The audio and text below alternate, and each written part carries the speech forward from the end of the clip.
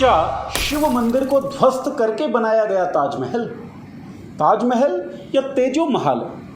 बाजारों और अदालत में जेर बहस ये मुद्दा नया नहीं है और ना ही ये बात नहीं है कि ऐसा दावा करने वाले तमाम लोगों को बार बार फजीहत का सामना करना पड़ा है, लेकिन फिर भी ये मुद्दा उठ खड़ा होता है।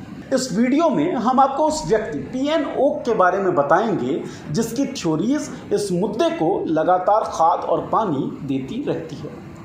लेकिन उससे पहले जानते हैं उस याचिका के बारे में जिस याचिका में कहा गया कि ताजमहल में बंद पड़े कमरे खुलवाए जाएं और याचिकाकर्ता को उसमें जाने की परमिशन दी जाए। याचिका दायर करने वाले थे बीजेपी नेता अयोध्या निवासी रजनीश। याचिका दायर की गई इलाहाबाद कोर्ट में। कोर्ट ने सुनवाई के दौरान जो 3-4 मुख्य बातें कही वो हम आपको बताते हैं। कोर्ट ने कहा कि भाई एमए में दाखिल हो जाइए, नेट और जेआरएफ करिए, इस विषय पर शोध करिए। अगर कोई विश्वविद्यालय इन विषयों पर शोध करने की अनुमति नहीं देता है तब हमारे पास आ जाइए।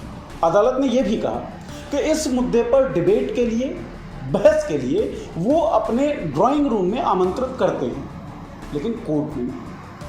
अदालत ने यह भी कहा कि पीआईएल को मजाक मत बनाइए। हालांकि सच्चाई क्या है, कमरों का रहस्य क्या है, ये जानने के लिए जाननी पड़ेगी पुरातत्व विभाग के रिटायर्ड अभियंता की बात, जो 4.5 वर्षों तक ताजमहल के प्रभारी रहे। एमसी शर्मा जी का कहना है कि ताजमहल के बेसमेंट में गलियारा और ब्लॉक टाइप फाउंडेशन पिलर हैं, लेकिन कमरे की बात कहां से आ गई ये उन्हें नहीं पता। हालांकि कोर्ट में इस तरह की याचिका ऐसा नहीं है कि पहली बार आई, इससे पहले भी आई थी। 2015 में 6 वकीलों ने आगरा के जिला कोर्ट में ये याचिका दायर की कि ताजमहल तेजो महल है और इसके कारण उन्हें ताजमहल के अंदर पूजा अर्चना करने की अनुमति मिली। फिर क्या था, कोर्ट ने कल्चर मिनिस्ट्री यानी कि संस्कृति मंत्रालय और आर्कियोलॉजिकल सर्वे ऑफ इंडिया को नोटिस भेजी। कोर्ट ने कहा कि भाई इसका जवाब दीजिए। कल्चर मिनिस्ट्री ने नवंबर 2015 में सदन में कहा कि ताजमहल एक मकबरा है, कोई मंदिर नहीं। आर्कियोलॉजिकल सर्वे ऑफ इंडिया ने 2017 में कोर्ट के सामने इस बात को एडमिट किया, इस बात को स्वीकार किया कि ताजमहल कभी भी कोई मंदिर नहीं था बल्कि एक मुस्लिम मकबरा था। इन सब तथ्यों के बावजूद बीजेपी की विचारधारा से जुड़े लोग बार बार ताजमहल और तेजो महल का विवाद खड़ा करते रहते हैं। तो इसके पीछे उनका आधार है पीएन ओक की थ्योरीज।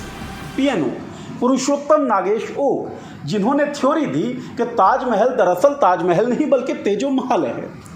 पीएन ओक, जिन्होंने यह थ्योरी भी दी कि क्रिश्चियनिटी दरअसल कृष्ण नीति से पैदा हुआ, जिन्होंने कहा कि वेटिकन सिटी का लेना देना हिंदू धर्म से है, जिन्होंने कहा कि काबा हिंदू मंदिर है और देश में जितने भी स्मारक हैं मुसलमानों से संबंधित उनको तो उन्होंने हिंदू धर्म से जोड़ ही दिया।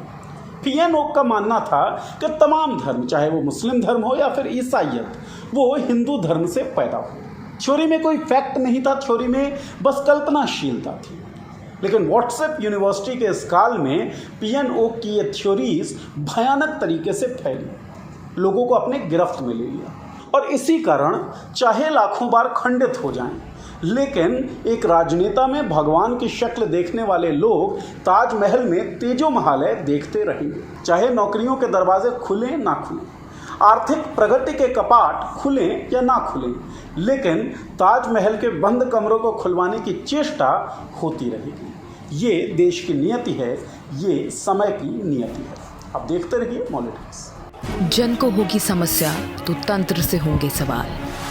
आपकी आवाज़ अब सुनेगा देश, मुद्दा आपका, मंच हमारा।